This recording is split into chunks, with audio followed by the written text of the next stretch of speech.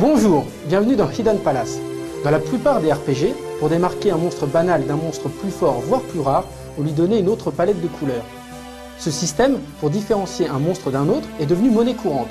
Ainsi, dans The Legend of Zelda, sur NES, un ennemi rouge est plus faible qu'un ennemi bleu.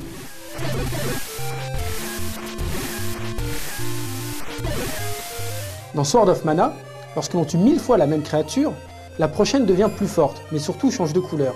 Elle devient noire. Dans la série des Dragon Quest, il existe une espèce de slime, des gluants français, beaucoup plus rare et qui donne un nombre de points d'expérience considérable. Ce sont les gluants de métal.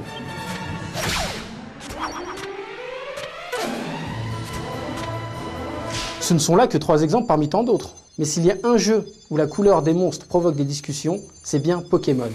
Oui, parler de couleur pour un jeu Game Boy, c'est un peu gros. Sauf qu'avec l'arrivée de la Game Boy Color, la deuxième génération de Pokémon sera colorée. En effet, dans l'aventure de Pokémon Or, Argent et Cristal, apparaîtra une anomalie qui semble faire partie intégrante du scénario. À proximité du lac Colère, beaucoup de personnes vous parlent d'un Léviator qui serait rouge. Mais un Léviator, c'est bleu à la base. Une fois arrivé au lac, on ne peut constater qu'une chose, le Léviator est bel et bien rouge. Ce phénomène est officiellement appelé Pokémon de couleur alternative, mais la communauté préférera parler de Hikaru Pokémon, terme utilisé par le designer du jeu, Sugimori Ken. Il sera traduit par Shiny en anglais et brillant en français.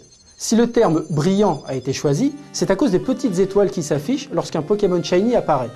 Vu que le jeu est compatible avec la Game Boy monochrome, c'est un moyen de différencier un Pokémon brillant d'un Pokémon normal. Mais que possède un Pokémon Shiny de plus qu'un Pokémon classique? Tout d'abord, sa rareté. La chance d'en trouver un est de 1 sur 8192. Il sera aussi plus robuste, car sa constitution sera d'une moyenne de 10 en DV. Les DV sont les données générées aléatoirement par la console pour créer un Pokémon.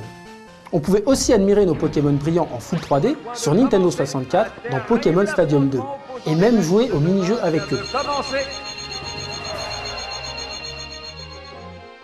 Par contre, dans la troisième génération de Pokémon, le Shiny sera toujours aussi rare, mais ne sera pas plus puissant pour autant. Ça devient juste un Pokémon qui a une couleur différente. Ça n'empêche pas les joueurs de le rechercher activement.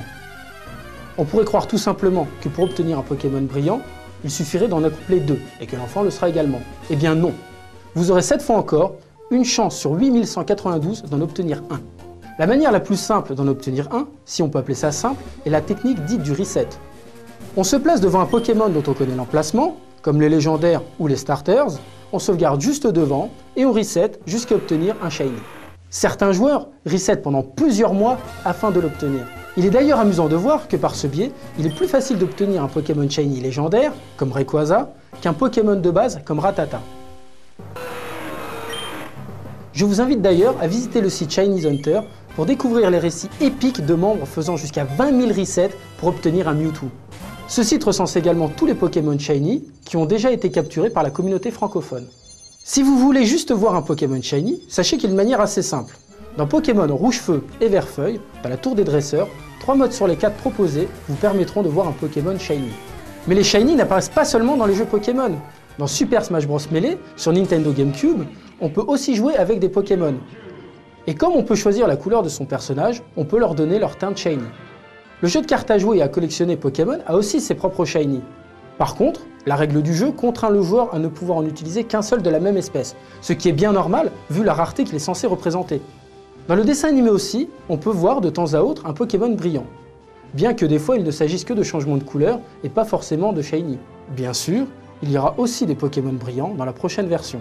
Pokémon Diamant et Perle, sur Nintendo DS, commence directement par une info parlant d'un Léviator rouge.